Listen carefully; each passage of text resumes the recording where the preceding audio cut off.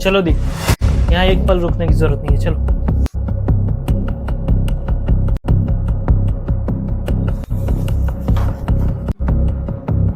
अरे आर्यन, इसे लेकर कहां जा रहे हो? मैं कह रहा हूँ हट जाइए सामने से। सुनो, ये मेरा घर है और ये मेरी बीवी है। मुझसे पूछे बिना इसे तुम लेके नहीं जा सकते। बीवी? आपने कभी मेरी बहन को बीवी का दर्जा दिया है? इस घर में मेरी बहन की आंखों में सिर्फ आंसू है, उसकी आवाज दबाई गई है। पति होने का मतलब गुलाम बनाना नहीं होता। आज तो ये मेरे साथ जाएगी, चलो दी। सपना, बहस किस घर में नहीं हुई। इसका मतलब ये थोड़ी कि तुम घर छोड़ के चली जाओगी। बहस और जुल्म में फर्क होता है। जीजा जी, दीदी अब एक शब्द नहीं बोलती, हर बात पे डर जाती है। क्या इसी को शादी कहते हैं? ये क्या हो रहा है? आर्यन बेटा, थोड़ा शांति के साथ बात करो। अंकल जी, आपने नहीं देखा कि क्या हाल है दीदी का? ये शादी सिर्फ अब एक समझौता बन के रह गई। क्या सिर्फ सहन करना ही इसका जीवन है?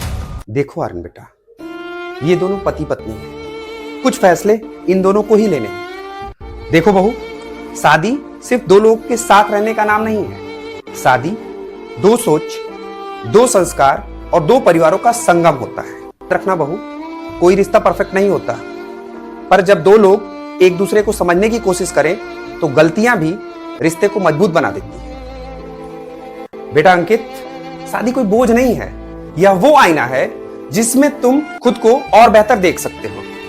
देखो बेटा, सिर्फ तुम्हारे लिए बहू अपने माँ बाप, भाई बहन सबको छोड़कर आई है। अभी तो उसे तुम्हारी जरूरत है, एक पति के रूप में तो कभी एक दोस्त के रूप में। याद रखना, अगर समझदारी से निभाया जाए तो शादी दुनिया का सबसे खूबसूरत रिश्ता बन जाता है। पिताजी, मुझे माफ कर दीजिए। अरे माफी मुझसे नहीं, बहू से मांगो। और बहू, इसे माफ करने की जरूरत नहीं है। जब आर्यन आ ही गया है तो जाओ, 1 महीने घर रह के आओ। 1 महीने तो नहीं बाबूजी, लेकिन आर्यन आया है तो मैं 2-4 दिन के लिए घर होके आती हूँ।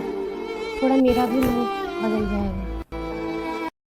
पति पत्नी का आपस का संबंध बड़ा ही नाजुक होता है, पर इसे अटूट बनाना दोनों के हाथ में होता है, जिसमें प्यार, अपनापन, विश्वास और त्याग के साथ साथ समर्पण भी हो। एक दूसरे की कमियां निकालने की जगह उनको समझने की कोशिश ज्यादा होनी चाहिए, क्योंकि यही एक रिश्ता है जो जन्म से नहीं जुड़ता पर अंत तक का साथी होता है।